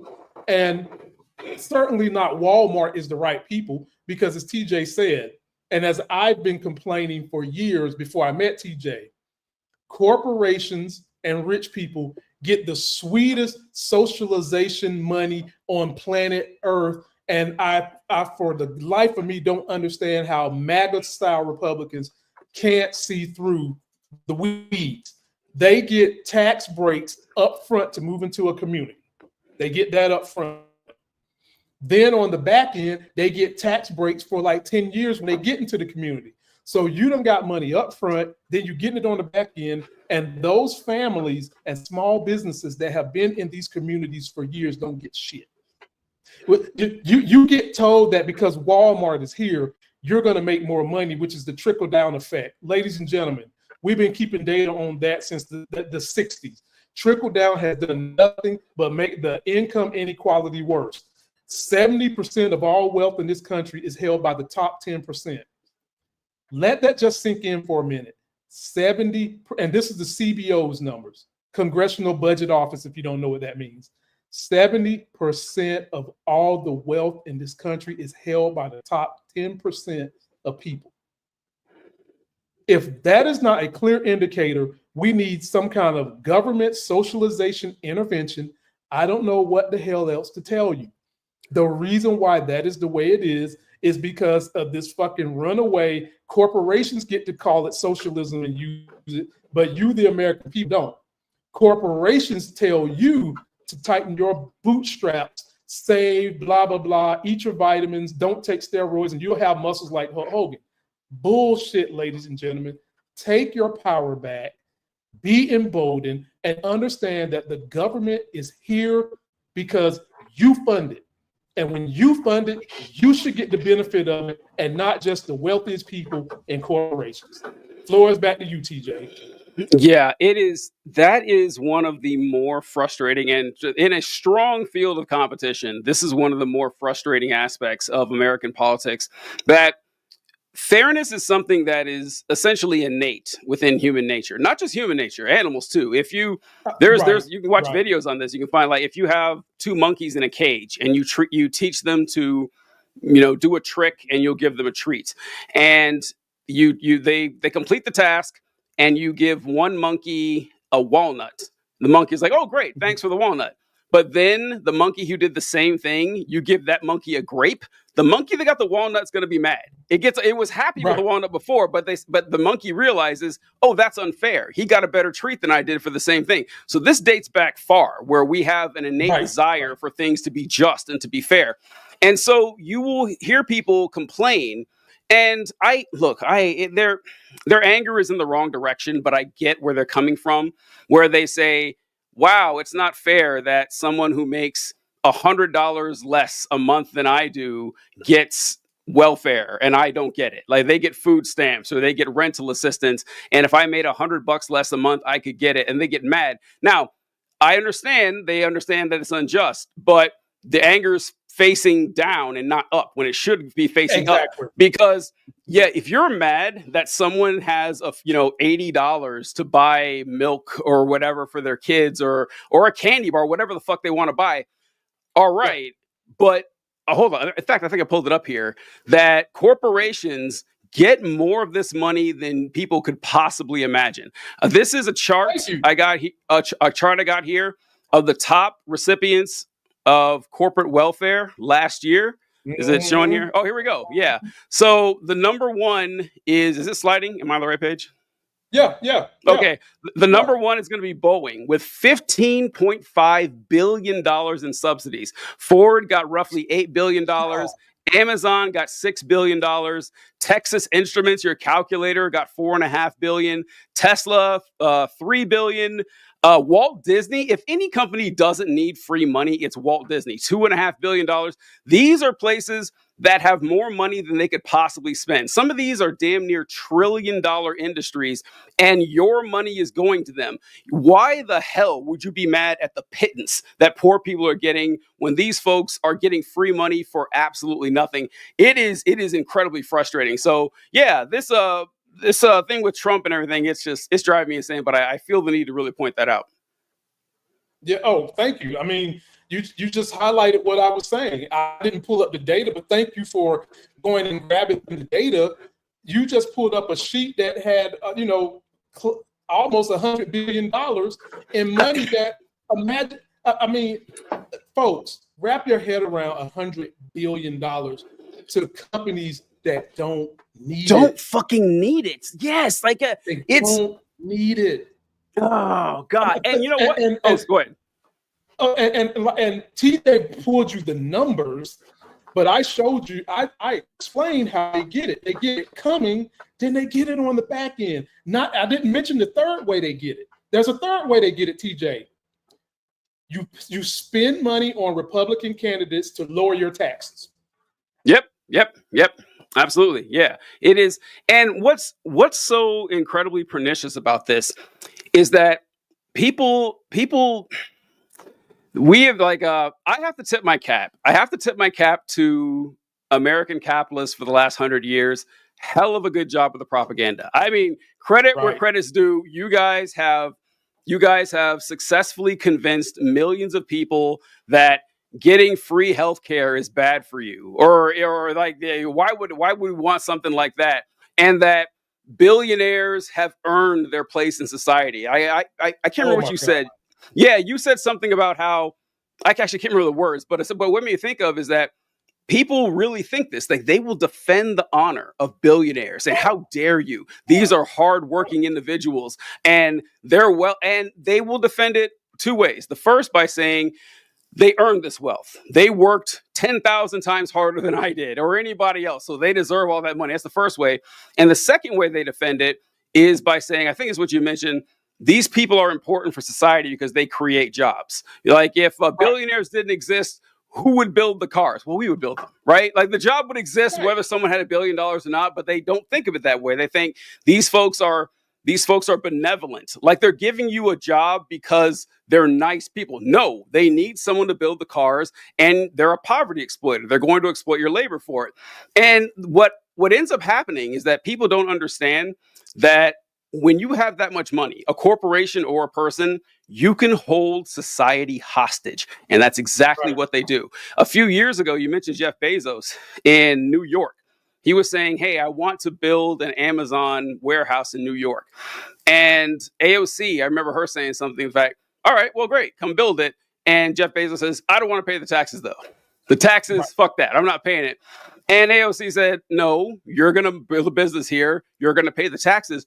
And conservatives were on Bezos' side saying, wow, I can't believe you're not going to give Bezos a tax break. Don't you know all the jobs he's going to create? He's going to get people so much money for this. And it's like, okay, so you believe that billionaires should be able to hold society hostage. And by the way, let's say you give him the break. I don't know if they end up doing it or not. You give him the break. Those taxes still need to be collected, right? That's not just some random number they decide, oh, we're going to charge that. No, that number exists because they know how much money it takes to run a society. They know what it takes to pay the cops, pay the firefighters, pay the water workers, like all the stuff that needs to be done. Who's going to pay it? Jeff Bezos is not. You are. You are. And you were defending Jeff Bezos' right to do this. And yeah, they don't see it. They don't think anything past beyond the point that our lords, our betters deserve this special treatment because they're so important to society, and it's fucking gross. Sorry, I went off on that, but that was just kind of annoying to me. No, that's the point, man. That is the point of being here. Get it out, man. That's why we're here. Get it out. When it comes to when it comes to like the financial piece and how it works with business, that part just gets the fire in me gets turned on because I've lived it. I've had to deal locally with Republicans, Democrats, charities. I've had to deal with all that. And it's so frustrating that they will drop the small business person who's trying to make it if the news of, oh, Amazon's coming, or oh, Tesla's coming, or oh, BMW's coming, or oh, Boeing is coming. Oh, it's just like, oh, F you, and you've been holding up the community. You know, you like one thread away from popping and losing your business, while these MFers just come in, get money up front, on the back end, then get a tax break. It's bull job. It's straight. It's like this. The people who can afford the wealth gap, you're not making them pay for it. Nope. And you're squeezing the people who can't afford it. And that's a problem that should unite everybody, but we have such a highly uneducated electorate. They keep voting against their interests every single time, my brother. Every single time. It's peasant brain shit. It is the king truly does care about us. If only we supported the king more, he would treat us better. I don't know. It's sad to see it happen because there are more of us than them, but a lot of us are, dedicated to this idea that these folks deserve their place in society. They're very hierarchical in their thinking, and upsetting that hierarchy bothers them, even when they're on the bottom part of it. It's really gross. Please let us know what you guys think. Let us know if you've had to deal with this type of stuff coming in your community. And it would behoove me not to tell you to show up to some of your city council meetings so you can hear this bull jive in person and let them know that you've got small business folks that could use the money. Why keep giving it to these big corporations that can afford to put a business anywhere they want to? Let us know what you think. TJ, I only got one more thing for you, and that is this grotesque stuff of Kristi Noem wanting to make a reality TV show out of the Homeland Security, bringing migrants here like this is the fucking Hunger Games or something like that. Take a look at this, man, and let me know what this is. Lord, how much. The Department of Homeland Security is in talks with a reality TV show producer about a game show where immigrant contestants would compete for U.S. citizenship. According to the Wall Street Journal, television producer Rob Warsaw, the man behind Duck Dynasty, says he's been pitching the idea for the show as far back as the Obama administration, but the project hasn't come together. It's unclear how far along the process is, but in a statement, a Department of Homeland Security spokesperson said the proposed show has not been approved or denied. Warsaw says the show is meant to be hopeful that the contestants would be legal immigrants and that losing would not result in deportation. According to the DHS statement, the department gets hundreds of TV show pitches every year, and they all go through a thorough vetting process. TJ, Lord have mercy. Take I heard about this, but I didn't. The only thing I heard was the headline that there was going to be a television program where immigrants competed for U.S. citizenship. And my first thought when running across this is that this is the final form of performative sociopathy. That we really. Thank you. We have hit some low points with our entertainment and reality television, everything like that. But specifically in our current environment, where immigration is such a hot topic, where more than half the country is perfectly fine with mass deportation, and we see a significant portion of the population having no problem with people being thrown in airplanes and shipped to prison labor camps in El Salvador. To exploit this for fun and entertainment, I have a hard time even discussing it, because anyone who would enjoy this is not going to care that I tell them this is awful, you're a bad person. To them, they think it's great. They think they're going to. Now, I don't know if the show's going to be picked up or not, but I know there is a significant population that we know who they are would enjoy something like this. I will say the least surprising aspect of this is that this comes from the producer of Duck Dynasty. I don't know if you guys remember Duck Dynasty years ago. I never watched the show, but I did see clips from it. I did see videos and interviews with the Robertson family, I think is what their name was. And it was a very Christian coded show. Not even coded, it was just Christian. It was like all the Christians really loved the show. And I remember Phil Robertson, I think, saying something to the effect of, listen, I was around during the 60s, during the Jim Crow era, and in my memory, everyone got along. I don't know when all this race stuff became a problem. I don't remember things being so bad. I wonder why that is, man. But yeah, there's you mentioned the Christian angle with MAGA and everything that these folks love. There is a cruel element when it comes to a lot of religion. People like to talk about how the God of the Old Testament was cruel and evil, but Jesus is loving and kind. I mean, kind of, yeah. Like, you don't see a whole lot with Jesus talking about hurting people on earth outside of the whole beating the people in the temple thing for selling money, telling you to cut your hand off if you sin with it. But it was Jesus who brought the doctrine of, if you don't do what I say, you will be tortured forever. You will be burned in hell for eternity. That didn't exist until Jesus got there. And that is the one part of the religion folks love. They love the torment. They love the spectacle. They love the idea of their enemies suffering. And this is a great example of that. Well, what'd you think? Oh, you hit the nail on the head. It's like there's so many different things about this. It just made my skin crawl. Basically, you're exploiting a life-altering process for entertainment. Citizenship is not a fucking game. I mean, you're trivializing somebody's struggle, TJ. You know what I'm saying? Then you're reinforcing this dumbass narrative of earn your worth. Conservatives love that shit. Earn or perform. Like prove your value type bullshit. Then you've got think about the invitation of racism, xenophobia.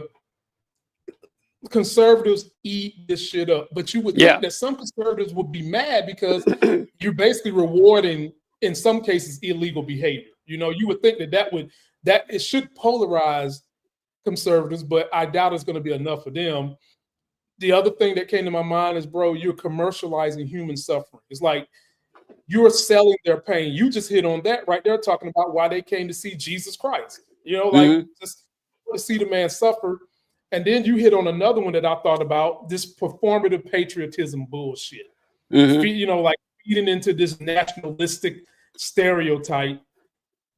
I think we know that this is a transactional administration. Like I said, he's 3T, not Michael Jackson's nephews, but transactional, transparent Trump.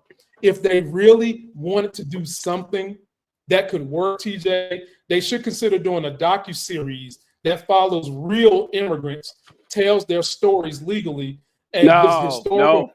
You wouldn't want that either? No, they can't do that because that would humanize them. They don't want that. They don't want they don't want to show that these are actual human beings with actual goals and aspirations and feelings and no, get as far away from that as possible. I do have to wonder though, what does the show entail? Like what are the challenges to win your citizenship? I wonder like what does that even look like? I don't know. They're gonna have like relay races and treasure hunts. No, I can tell you some of the bull jive they might do. First of all, who can speak English the best? Secondly, who can recite the Star Spangled Banner the best? Christ, you're right. You're right. Yes, oh my God, you're right. Who can give the 10 Commandments, and who can also recite the first 5 of the Constitution of the United States? It's going to be bull jive, nationalistic bull jive shit like that is what it's going to be. It'll be stuff like who can name the most questionable discrepancies of the 2020 election to prove that Trump actually won? Where was Barack Obama really born? Stuff like that. It'll be a bunch of conservative propaganda too, probably. That. Oh God, I didn't think about that. Oh, that's. I gotta put this one up here. Shout out to Tika B. Man, hell no. Not the next America's top citizen. Yeah, man. Yeah, wow. It's like straight up Hunger Games bull jive that this administration is doing, and I hope that they can't get this shit together before the Democrats hit a blue wave with the midterm, because this is no good for nobody. People, it's no good. It's just more profit from exploiting. Is all it is. That's what it is. It is. It's kind of dark. And if they don't get it picked up for a TV show, I imagine some right-wing, network, some sort of a Daily Wire or some shit is going to throw a few $1 million into it, make it a documentary, maybe not a TV show. Oh God, that is awful. I guess I'm not surprised. I didn't know this was coming and I wouldn't have thought about it, but the fact that this made it past anyone, not a shock, I guess. Not a shock because we talk about this. I think every episode we talk about this. Conservatives keep having to push the envelope. They keep having to get more and more offensive. The more mainline. It's actually why Daily Wire is losing a lot of money. Is that for the most part, like Ben Shapiro at least. Ben Shapiro is right. Pretty much your average conservative. His takes don't get into insane land quite as much. And that's why people flock to Nick Fuentes. They flock to you essentially have to be a Nazi for conservatives to bankroll you and send you lots of money. And it's going to keep getting worse and worse like this. Which is why we are building a coalition over here of truth, progressive political partnerships, ladies and gentlemen. We are building it. There's just too much of an echo chamber of lies, bull jive, and just complete mess that has gone against the Constitution over and over again. They want you to believe this mess so they can indoctrinate you. We giving you the facts. What you do with them is your choice, but at least you can never say we didn't give you the facts. And TJ, that's all I got for this weekend, my brother. What else you got to say to the audience? What do you want them to know? What are you going to be doing on your TikTok? Ladies and gentlemen, his TikTok is the shit. I don't know if y'all been over there lately, but dude be having panels. He be putting out these great 2-minuters. I mean, what you got going on, Lamont? You're too kind. On my TikTok, I'm gonna start doing. I don't know if you saw like a lot of my older TikToks. I haven't done a lot lately, but they were educational things. Like mostly it's entertainment and education now, but I lean a lot into the education thing. I was gonna do one about, oddly enough, about one of the American Revolution. This would be a comedy one about Nathan Hale. And how Nathan Hale, I like the quotes. There are a lot of great quotes from the Revolutionary War. And like the big one is, give me liberty or give me death. Banger line. Great. There's a reason it stood the test of time.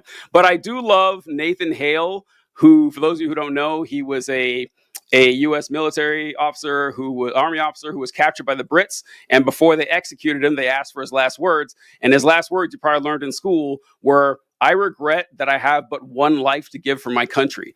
And I was thinking about this the other day, that awesome line, right? But you know what I thought about? He would have been executed by the British Army, who would have been the only ones that heard that, which meant the line was so goddamn baller. They spread the word on it. They said, we tried to execute this guy. Yeah, yes, they tried to, we executed this guy and you won't believe what he said. So I want to do a video about that because, you know, it's entertaining and kind of funny that the only reason we know it is because it was so impressive to the Brits. So yeah, stop by Powers Taken Not Given, TikTok, YouTube, and see what you can learn something. Ladies and gentlemen, I'm inspired by all these great TikTokers. I'll be doing a show with Claire B on Thursday. I think we're going to call our show Claremont, something to that effect. Oh, that's young, good. That's good. Bright. Yeah, young, that's bright. Good. She's 25 years old, liberal white woman who's got working on her master's degree in psychology. You can only imagine the type of trouble we're going to get into. And TJ, I've thought about kind of getting into like the history that is forgotten. I've actually got a couple of videos up, and one person that I was really inspired by in history is Toussaint Louverture. You know, he was kind of Toussaint Louverture. Oh my God! Yeah. Yes, man. Yes. Yeah. And like I've got all the stuff edited. I just haven't put the video up yet, and I think I'm gonna get back to doing a little bit more of that. Just because I'm inspired by all you great TikTokers and the work you're doing to really try to just let's get rid of this alternative fact shit. A fact is a fact. Yes, agree. A fact is a fact. So, ladies and gentlemen, stay tuned. Come back for that. I will be back on Monday to break down power with that panel. Then I'll be here on Thursday with Claire. And then just turn your alerts on so that you can get everything we got to offer. Until that next Sex is Hell video, me and TJ, we out. Later, guys.